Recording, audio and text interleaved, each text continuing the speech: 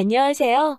매일 새로운 사연을 전하는 읽어주는 사연 라디오입니다. 구독과 좋아요, 많은 공유 부탁드립니다. 오늘의 사연 시작하겠습니다. 안녕하세요. 결혼한 지 3년 만에 이혼을 결심한 30대 여성입니다. 사람마다 외모도 성격도 전부 제 각각이라지만 그래도 저는 제 자신이 유별나다고 생각해 본 적은 없어요. 대단한 구석도 없지만 그렇다고 모난 구석도 없다고 믿고요. 그런데 어머님과 부딪힐 때마다 어머님은 제가 이상한 거랍니다. 사고방식이 글렀다나요. 저도 남편만큼 배울 만큼 배웠고 남들처럼 멀쩡히 사회생활 잘만 하고 있는데 말해요. 그래서 내리게 된 제 결론은 그냥 저는 이 집이랑 안 맞는다였지요.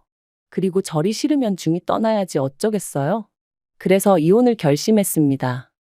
남편하고는 아는 선배의 소개로 만났고 소개받았을 당시 제 나이 30, 남편 나이 32이었어요. 선배는 부담 없이 만나보라고 했지만 남편이나 저나 둘 다 적은 나이가 아니었다 보니 솔직히 부담스러웠던 것도 사실이고요. 하지만 선배하고는 여러 가지로 얽혀있는 상황이다 보니 자리 자체를 거절할 상황도 못 되었네요. 아무튼 그리고 말이 나왔으니 말이지만 소개팅을 받던 시기 저는 결혼과 비혼의 갈림길에서 고민이 많았어요.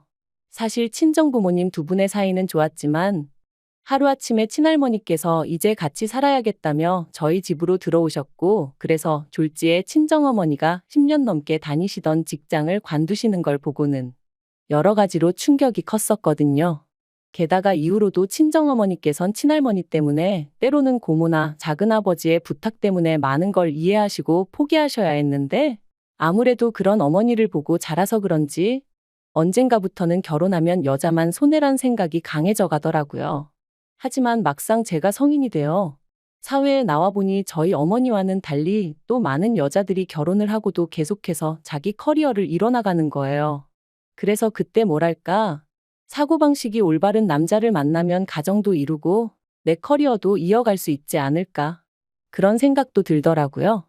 한편으론 제가 너무 부정적으로 세상을 보나 싶기도 했고요.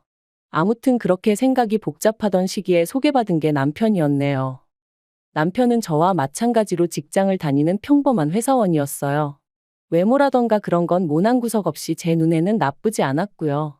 그리고 무엇보다도 대화를 나눠보니 말수가 많지는 않아도 자기 의견도 확실하고 줏대도 있는 게 마음에 들대요. 참고로 저 또한 우유부단한 성격은 아니다 보니 갈팡질팡하는 사람들을 보고 있으면 답답해서 아무튼 남편도 남편대로 제가 마음에 들었던 모양이에요. 첫 만남이 있고 나서 매주 주말마다 만나자고 해왔으니까요. 그리고 그렇게 저희는 대략 2달간의 탐색전 끝에 연애를 시작했습니다. 연애한 지 1년 만에 결혼까지 약속하게 되었고요. 참고로 저는 못해도 인연은 만나보고 싶었지만 남편이 아버님 연세를 들먹이며 하루라도 빨리 자리 잡는 모습을 보여드리고 싶다고 저를 졸라서 어쩔 수가 없었네요. 그런데 어이없게도 남편의 성화로 서두르게 된 결혼임에도 불구하고 결국 시댁으로부터 제대로 된 지원은 받지 못했어요. 왜냐하면 어디 아픈 데도 없으신 아버님이셨는데 어머님께서 아버님의 건강을 핑계로 주시기로 하셨던 돈을 주지 않으셨으니까요. 그리고 말이 나왔으니 말이지만 어머님이 되시는 이유가 그럴듯하게 들리기라도 했으면 저나 저희 친정부모님도 속은 상했겠지만 그 정도로 실망하진 않았을 거예요. 사실 상견례 자리에서도 어머님께서는 남편 앞으로 1억은 너끈히 해주실 수 있다며 저더러 땡잡았네 어쩌네. 별의별 말씀을 다 늘어놓으셨습니다. 평생 여자라곤 모르고 가족하고 일밖에 모르던 아들이라며 요새 이런 남자가 어딨냐 그런데 재력까지 있으니 얼마나 대단하냐며 제가 운이 억수로 좋다 하셨지요. 그리고 어머님의 그런 아들 자랑 돈 자랑이 솔직히 곱게만 들렸던 건 아니에요. 시쳇말로 눈꼴 시리고 안 입고 왔죠. 제 눈에 안경이라 해서 남편과 결혼을 마음먹은 건 사실이지만 그래도 어머님이 나서서 계속 호들갑을 떠시니 어찌나 볼썽사납던지. 하지만 저도 그렇고 저희 친정부모님도 그저 떨떠름하게 웃는 것 말고는 아무것도 못했어요. 당시 친정아버지가 작은아버지의 부탁으로 돈을 빌려주셨는데 작은아버지 사업에 문제가 생기면서 저희 친정에서는 1억씩이나 해줄 만한 상황이 못 되었거든요. 그런데 어이없게도 막상 청첩장이 나올 때까지 어머님은 이런저런 핑계로 돈을 주시지 않으시더니 결국 결혼식 2주 전 저를 불러 앉혀놓고 하시는 말씀이 아버님 연세를 생각하면 지금 당장 쓰러지셔도 이상할 게 없답니다. 그리고 그렇게 되면 병원비며 이것저것 한두 푼 들어가는 게 아닐 텐데. 그때 돼서 저희한테 손 벌리고 그러면 저희도 그렇고 어머님 아버님도 얼마나 마음이 안 좋겠냐대요. 그래서 내린 결론이 당장 결혼하는데 뭐 딱히 지원해 줄 건 없고 살다가 사정 좋아지면 해주겠답니다. 그때는 솔직히 얼마나 어이가 없던지 분한 마음까지 들더라고요. 하루아침에 상황이 달라진 것도 아니고 그러면 최소한 상견례 때 예의는 갖춰주셨어야 하는 거 아닌가 싶었으니까요. 아무튼 결국 양가로부터 별다른 지원 없이 남편이 모아둔 돈과 제가 모아둔 돈 5천씩 반반 보태 그 돈으로 전세를 구했습니다. 서울이 아니었으니 다행이지 서울이었으면 어림택도 없었을 거예요. 그런데 문제는 결혼한 지 1년도 되지 않아 제가 임신을 했고 그러면서 회사를 관두게 되었어요. 사실 어떻게든 버텨보려고 했는데 입덧부터 시작해서 여러 가지로 출퇴근조차 어려운 상황이었거든요. 그리고 제가 다니던 회사는 내실이야 좋았지만 직원 수 자체는 10명 남짓의 소규모였다 보니 제가 제 몫을 제대로 해내지 못하면 안 되는 상황이었거든요. 그래서 결국 퇴사를 할 수밖에 없었는데 회사 대표부터 시작해서 같이 일하던 사람들이 더 안타까워하대요. 여담이지만 이때는 그래도 내가 인정받는 사람이긴 했구나 싶어 좀 기쁘기도 하더라고요. 아무튼 그런데 어이없게도 정작 제 퇴사를 알게 되신 어머님께서는 얼마나 노여워하셨는지 몰라요. 그것도 제 회사한테 노여워하신 게 아니라 퇴사를 했다는 사실에 노여워하셨어요. 말씀하시길 제 조건이랄 게 마음에 드는 게 없었지만 그래도 제가 제 밥벌이는 하겠구나 싶어서 허락한 결혼이었다 하시며 그런데 이제 와서 임신했다고 유세 부리냐 어떻게 남편 고생할 건 하나 생각도 안 하고 그거 좀 힘들다고 홀랑 회사를 때려치냐. 너는 그럼 앞으로 내 아들한테 기생해서 살겠다는 거냐. 이거 사기 결혼이다 하시는데 그때 어머님이 하신 말씀은 제가 죽을 때까지도 토시 하나 잊지 못할 것 같아요. 그래도 시간은 흘렀고 저는 눈에 넣어도 아프지 않을 딸아이를 낳았습니다. 솔직히 임신 사실을 확인했을 때부터 어머님은 당연히 제가 아들을 낳을 거라 믿으시는 눈치였지만 저는 아들이고 딸이고 전혀 신경 쓰지 않았어요.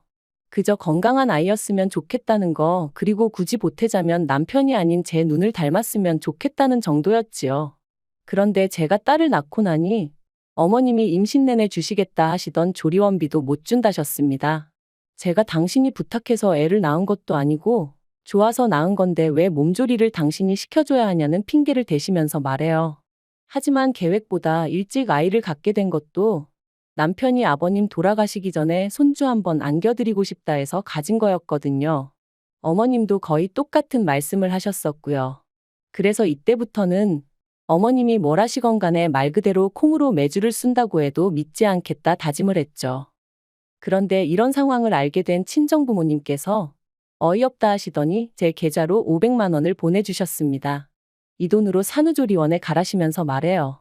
놀란 제가 이 큰 돈이 어디서 나셨냐 하니까 친정어머니 말씀이 친정아버지가 저 시집갈 때 뭐 하나 못 해준 게 늘 마음에 걸린다며 옆 동네 아파트의 경비로 취직을 하셨다대요. 임신한 제가 걱정하느라 스트레스 받으면 어쩌냐며 저한테는 절대로 말하지 말라셨다면서요. 그 이야기를 듣는데 말 그대로 눈물이 쏟아졌어요. 돌이켜 생각해보면 남편하고 죽고 못 살 만큼 사랑한 것도 아닌데 이런 대접받고 살자고 친정부모님 가슴에 상처내가며 결혼을 했나 싶어가지고요. 하지만 지난날 후회한다고 뭐가 달라지는 것도 아니고 그냥 그렇게 한 10분을 꺽꺽 울어대며 전화기만 붙들고 있었던 것 같아요.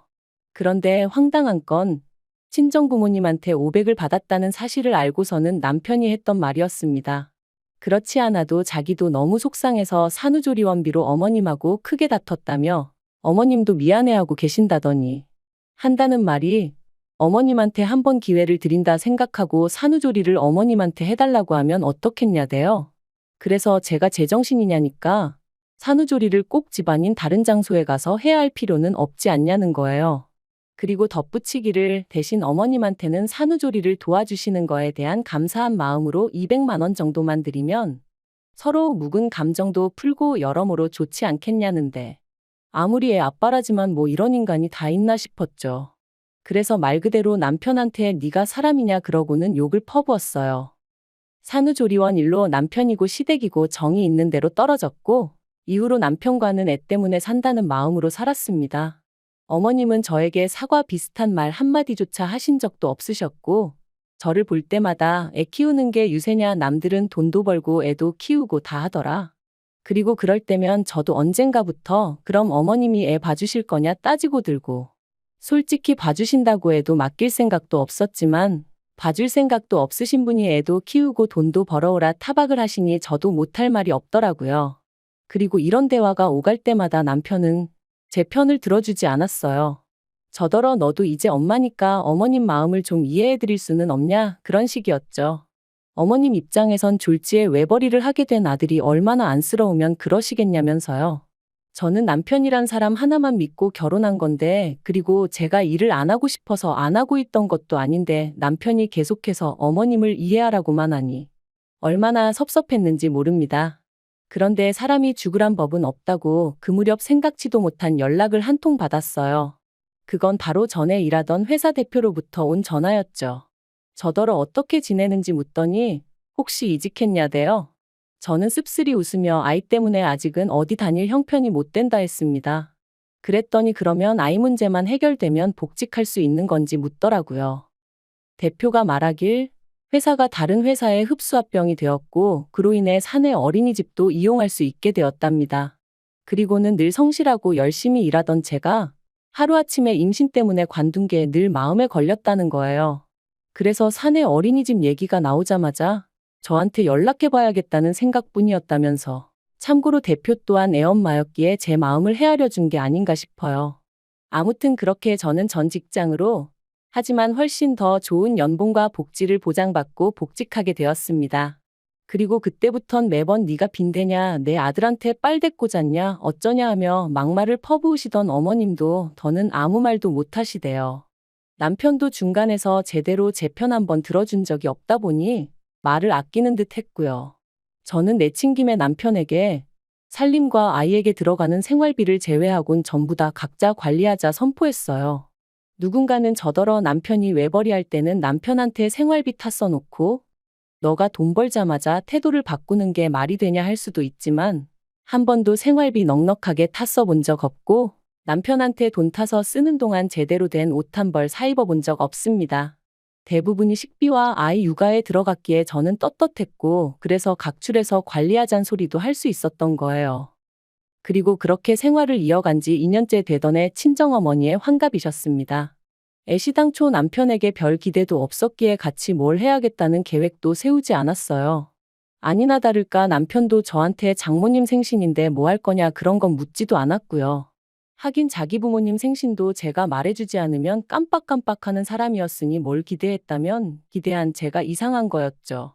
아무튼 그래서 친정부모님과 여행 가기 일주일 전 남편에게 친정부모님 모시고 일본에 간다 했어요.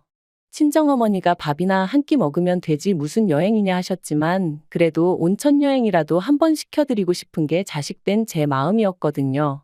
남편은 심드렁한 표정으로 알겠다 했고 잘 다녀오라 한마디 하대요.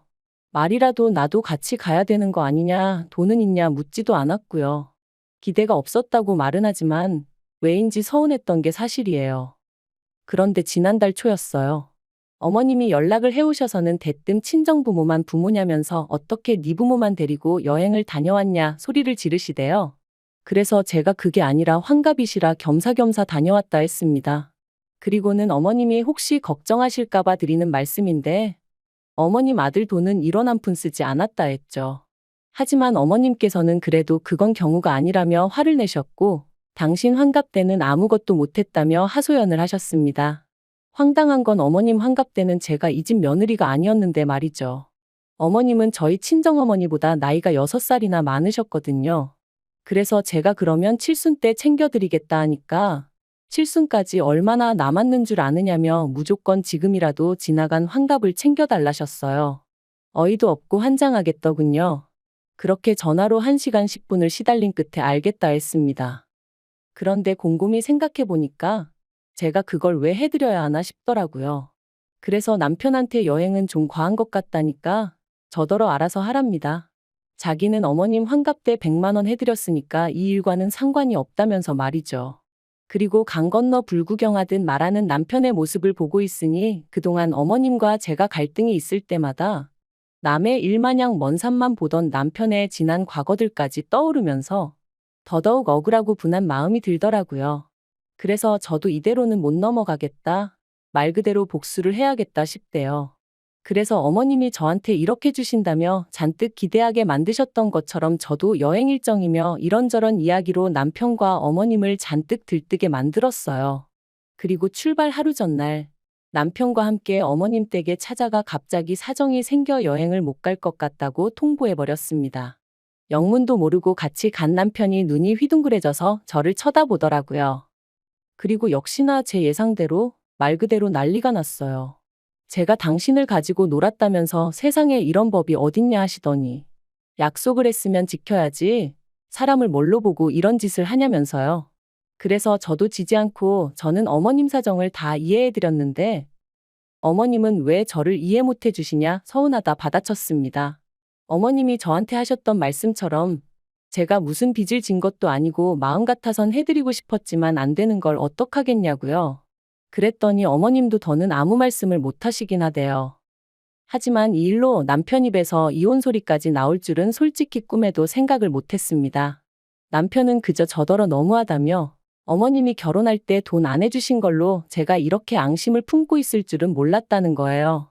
그래서 돈이야 우리 친정에서도 안 해주셨는데 내가 무슨 앙심을 품고 있었겠냐 했습니다. 하지만 이후로 어머님이 돈 가지고 나를 얼마나 서운하게 하셨는지 당신은 알지 않냐고. 그때 맺힌 게 지금 이렇게 터져나온 것뿐이라 했죠. 하지만 남편은 저를 이해하려 노력하기보다는 그래도 어머님이 얼마나 상처를 받으셨겠냐며 제가 심했답니다. 그리고 그런 남편과 저도 더는 대화하고 싶지 않아 마음대로 생각하라 했는데 남편이 친정부모님과 여행하면서 든 돈이 얼마냐며 그 돈하고 똑같은 액수로 어머님한테 드리래요. 제 잘못에 대한 용서를 구하면서 말이죠. 그리고 그 말을 들으니 앞으로 살면서 이보다 더한 일들도 많을 텐데 그럴 때마다 남편은 제 편이 아니겠구나 싶은 생각이 들면서 이혼하자는 남편을 더 이상 붙잡고 싶지 않아졌습니다. 솔직히 붙잡은 것도 제가 남편이 너무 좋아서 그런 것보단 애 아빠니까 그런 거였고요. 결국 남편과 저는 협의 이혼 중이고 앞으로 한 달 정도면 저희는 완전히 남남이 됩니다. 앞으로 혼자 아이를 키우며 살 생각을 하면 솔직히 눈앞이 깜깜하기도 하지만 그래도 정서적으로나 경제적으로나 뭐 하나 의지하기 힘든 사람과 부대끼며 사는 것보단 혼자가 낫겠다는 확신이 있거든요. 그리고 엄밀히 말하면 저를 아껴주는 부모님과 직장 동료들 친구들이 있으니 저는 혼자가 아니죠. 잘 살 수 있을 거라 믿어요. 긴 이야기 들어주셔서 감사합니다. 오늘의 사연은 여기까지입니다. 구독과 좋아요, 알람 설정해주시면 앞으로 더 좋은 사연으로 찾아오겠습니다. 감사합니다.